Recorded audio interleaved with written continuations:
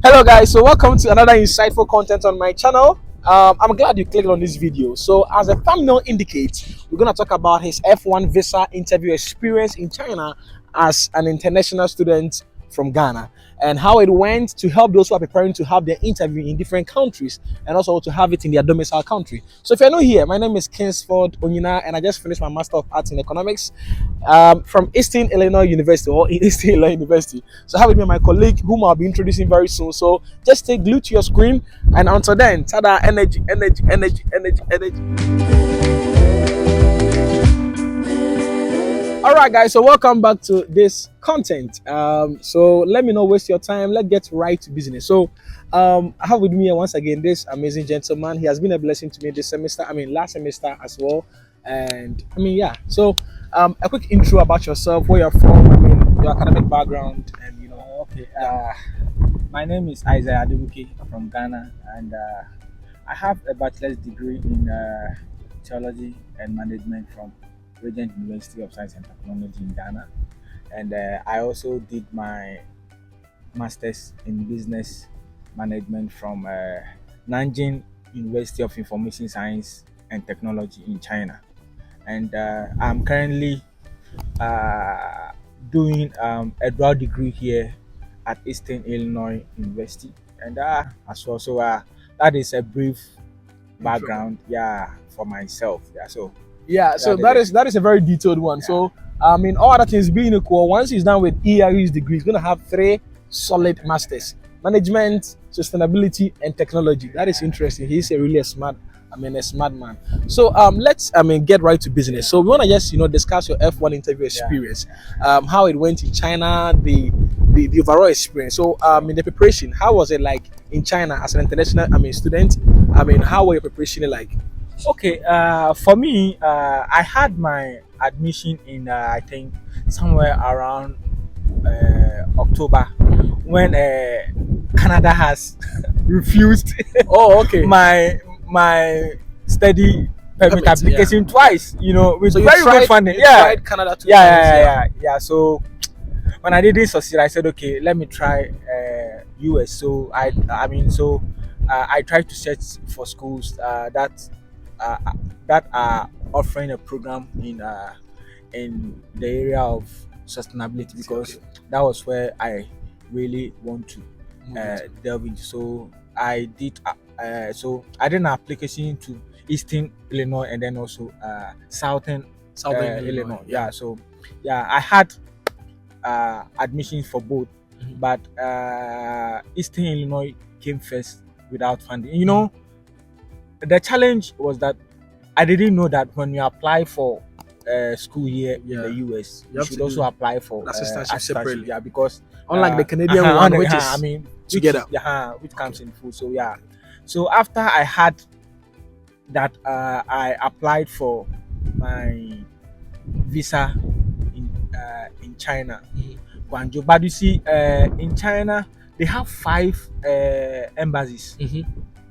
One in Beijing, one in Shanghai, one in Guangzhou, one in Shenyang, and there's one place that are for like that I've forgotten. But even though I was closer to Shanghai, Mhm. the information I had was that in Shanghai, Charlie, they bounce people rough. So I thought it wise to go to Guangzhou, where they were more friendlier Okay. towards international. And what was the distance from where you were? From Nanjing to Guangzhou. Guangzhou with a speed train is almost about 7.5 hours. A speed train. Speed train, That is interesting. 7.5 hours. So if you are going by bus, it took about 2 days. Wow. But with a flight, it's almost about 2.5 hours flight. Okay. Yeah. So I booked my interview for November, and during those times in China, we were still battling with COVID Yeah. protocols. So anytime that I wanted to go to Guangzhou, they will cancel my flight because they'll see that there's a case here, so there'll be lockdown. So I think on 3 occasions Whenever I you mean, want to yeah, I move, want they to will go. send you that it Yeah, has been cancelled. yeah. So Yeah, I my remember flight you was talking cancelled. about Then that. Yeah. I rescheduled again, and you can only schedule for I think 5 times or so, Okay. I mean, and I'm sure then it might vary with different yeah, okay. embassies though. So after the fifth one, you don't have any Any chance option again. again? You need to do a Buy another reapplication. Yeah, buy MRV. another. Yeah. Yeah. So then the last one, I mean, the third one that I got and I was fortunate was on the 12th of December. Okay. I had prepared, I have booked my flight and everything. I went to Banjo, I booked the hotel, I went on Sunday because my interview was on Monday. So on Sunday, I got to Guangzhou around 6 p.m. in the evening. Mhm. I lodged in a hotel. Mhm. I was relaxing, and at about midnight, And then, okay. an email came that they have cancelled all visa interviews for That the day. following day. I said, wow. I was like, what? At least you people should have sent Yeah, an earlier email that's true. for us to know, for those who are for those who are coming from afar, Mhm. not to waste time and money and everything. Then sometimes the Bible says something. The kingdom of God suffereth violence, and the violent take it by force. So on Monday morning, I went to the embassy Mhm. and I told them that I did not receive an email. Mhm. In fact, I deleted the email from my phone or from my email, Mhm. from my inbox. I deleted it. I went there and I was like, I didn't receive, any email. So I'm here for the interview. So, and I was supposed to report to school on the 9th of January, which is about 2 weeks to 2 weeks 2 away. weeks from that time. So we went back and forth, and they said, okay. They gave me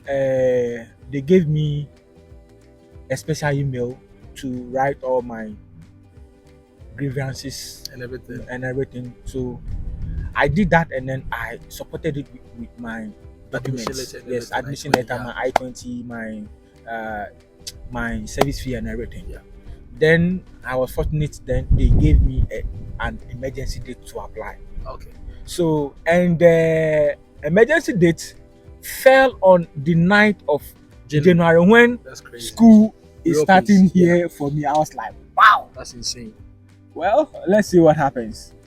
On the night, in the morning, around 8, I was So there you ready. settled on the 9th? Yeah, because Okay. that was the date Yeah. they gave me to Yeah. come. All right. So Mhm. I call him Oscar because he's a man of God. I mean, yes, by the way. All right. So Isaiah. So now we settled on the 9th of what, January. Yeah. I know you came in late. I saw you and Yeah. everything. So we want to talk about what really happened. Were you interviewed in Chinese? No. It was in English. It was in English. It That's was in good. English. I mean, that's by the way. So what were some of the questions, if you recall, that they asked you? Some of the Okay, questions so the first question they asked me was, where am I going to? Mhm. And that question is very tricky. If you don't take care, you would miss Yes, it. sir. So I told them that I'm coming to Eastern Illinois University in Charleston to study sustainability. So like it gave me an opportunity to express, like, clarify the clarify, concentration, where I'll be coming, the program. yes, the program, and I gave them one or two facts about the school, so that at least to let them know that you they really know where that you're going. yes, and then I did the application myself and Mhm. not anyone else. Yeah. So that was the first question, and then the second question they asked me was, who is funding me? I was even going to come there. because I didn't get funded, Funded, and yeah. not having funding alone. It's another hassle, it's crazy. So, and then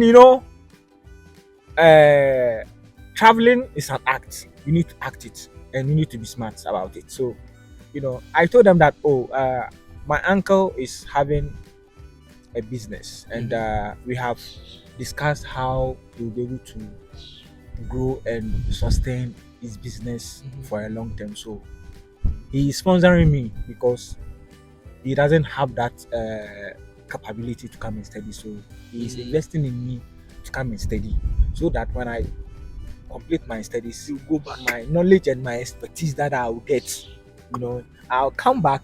That is very important. You know- You do what you will go back or you come back. I'll come back home to implement all the strategies that I have learned in school to be able to grow his business. In fact, he has even created an office for me to come back as an operation manager, to grow his businesses. Then he said, "Wow, that's very good." And then, so I mean, I was only asked 2 questions. That was the only question I was. And then he said, "Okay, all right, thank you very much. Congratulations, your visa is approved." All right. So quick one. So that was all. Beautiful. So we want to go back to the issue of defending or trying to clarify when you don't get funding. So what are your advice? Sorry. I think that the third question that I was asked, how many schools did I apply to? Yeah, that was the conclusion. Yes. So I told them that I applied to 3 schools actually. Okay. So you need to mention those schools. So I mentioned Eastern Illinois, South Illinois, and then Carolina University. Okay. Okay. So these were the 3 schools. Then I justified why I chose EIU. All right. So I want you to advise those who are watching, those who didn't get funding and they're preparing for the F1 visa interview, and they are kind of like doubtful that without funding will I get through it. What is your advice for those people to be able to defend that? Okay. So for me, my advice is that even if you don't have funding at all, right, you should be bold.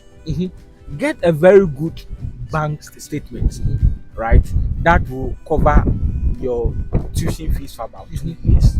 Then when you go in and they ask you, see, one thing is that have a story. When you go to an interview, have a story to tell, and then the story that you are telling, you make sure that it will make sense to the visa officer. In my case, I told them that my uncle is sponsoring me because he doesn't have that expertise. Me being the younger one, with the knowledge and everything. So it's like he's investing in me to come back and help him grow. So you can also structure your story in a very good way that to suit your profile. Whether you are going in for so whether you are going in for an MBA, nursing, economics, or whatever program that it is, get a story that will fit into your situation, and be confident when you are answering the question.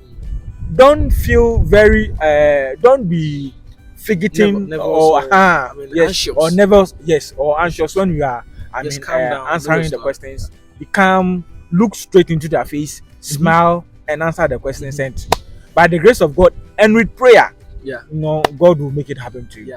And that is very, very important. I just want to kind of like touch on that. Back home, let me say back home from Ghana, speaking for Ghanaians, you realize that if you are speaking to an elderly person or any stranger and you look straight into the eye, it is regarded as someone who don't respect. But here it shows, that you are confident, you are confident in listening and paying attention. So take note about that and look into the eyes of the viewer and be very attentive. It is not there you're going to ask that I repeat the question here and there, blah blah.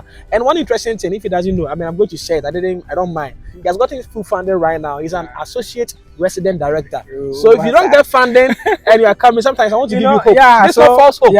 This is not false hope, right? You see, the most important thing is to get in here. That's right.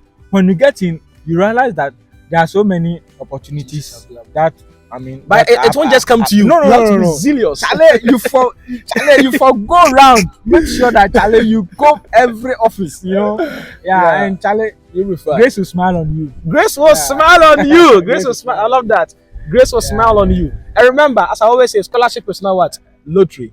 Tada, energy. Bye bye.